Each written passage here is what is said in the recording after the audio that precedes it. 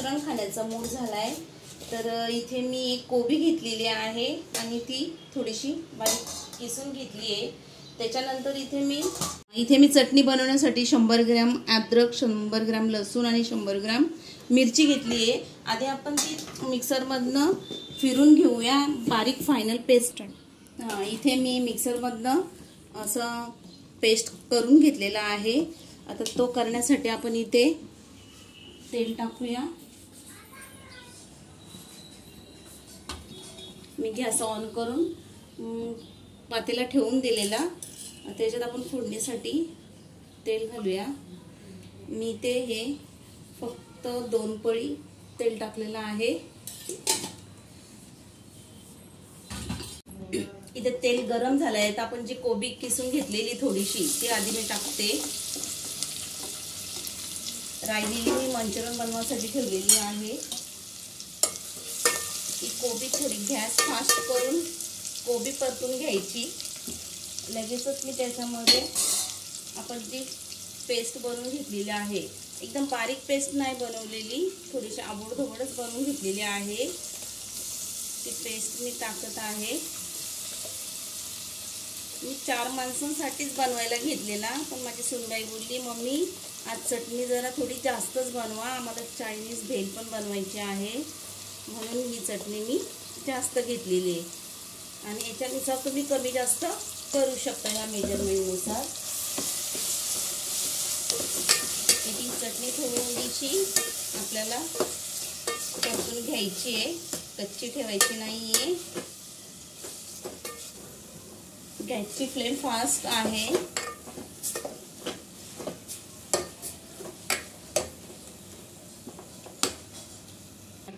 थोडी परतून झालेली आहे। ज्यात आपण पेस्ट बनवण्यासाठी थोडंसं पाणी टाकलेला, तो जरा सुकलेला आहे। आता याच्यामध्ये मी गॅसची फ्लेम कमी करून हा 1 चमच सोया सॉस टाकते, तसेच 1 चमच हा विनेगर टाकते। आपल्याकडे विनेगर नसेल तर थोडासा लिंबू पिळला तरी चालेल। आणि शेजवान चटणी बोलला म्हणजे कलर पाहिजे तिला, तर इथे मी फूड कलर घेतलेला आहे, तो जवळजवळ 1 चमच टाकते। इथे मी फूड कलर टाकते आहे। आपण पोहे खातो त्या चमच्याचे अर्धा चमच फूड कलर टाकलेला आहे। तसंच ते चवीनुसार मीठ टाकते मी। चमच्याचा माप घेतला तर 1 ते 1.5 चमच फक्त। आपण नंतर पण मीठ ऍड करू शकतो। आणि हे मी चांगलं असं परतून घेते। तुम्ही बघू शकता कलर छान आलाय फूड कलर टाकल्यामुळे। आता माझ्याकडची काश्मीरी मिरची पावडर संपली होती, म्हणून मी फूड कलर टाकलाय।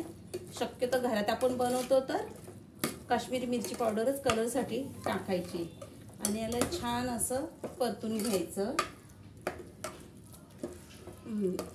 याला थोडा उकळी येऊन द्यायची याला, आणि लगेचच आपण त्याच्यात कॉर्नफ्लोअर टाकणार आहोत।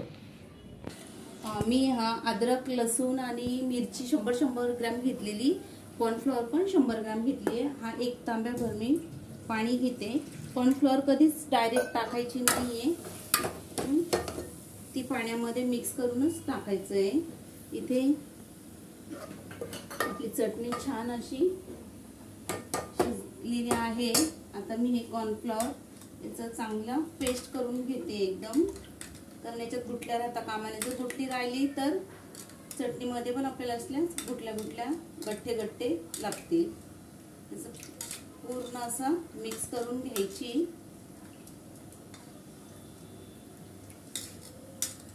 आणि कॉर्नफ्लोअर टाकल्यानंतर सतत आपण हे हलवत राहायचे। तर छान बारीक पेस्ट केलंय आता मी इथे। आणि आपण जो मिक्सरच्या भांड्यात आपण जी चटणी बनवलेली त्यात पण मी पाणी वगैरे वरतून ठेवलेला होता, 1 तांब्या अजून टाकते। असे मी 2 तांबे पाणी टाकलेलं आहे। आणि छान असं हिला आता हलवत राहायचे।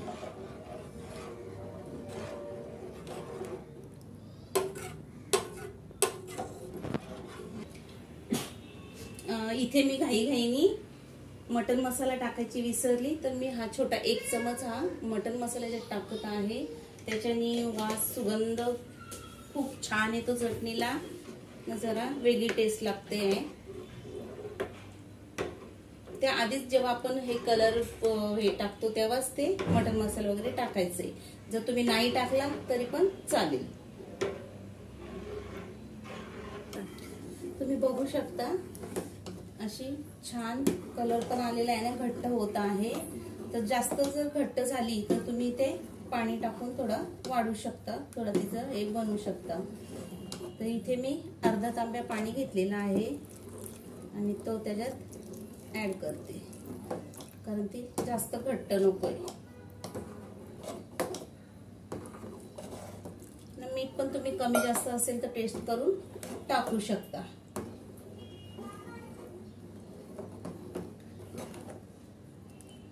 तुम्ही पाहू शकता छान कलर आलाय, चटणीचा सुगंध पण छान सुटलाय.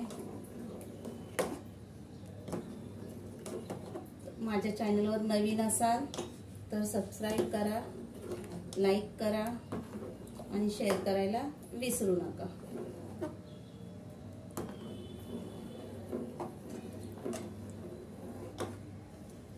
तुम्ही बघू शकता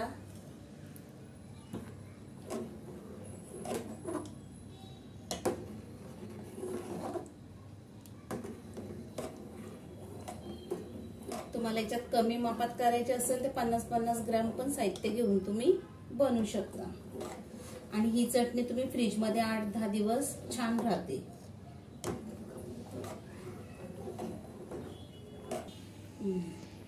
तुम्ही इथे बघू शकता आपली शेजवान चटणी अशी घरगुती छान तयार झाली, रेस्टॉरंट सारखी. हे बघा,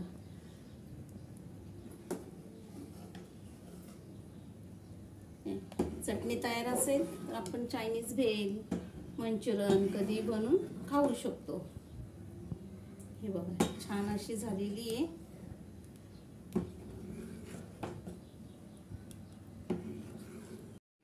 छान अशीला उकळी पण आलेली आहे, तुम्ही पाहू शकता.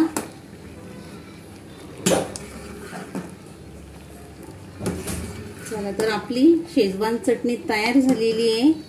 नक्की करून पहा आणि पुन्हा भेटूया आपल्या नवीन रेसिपीमध्ये.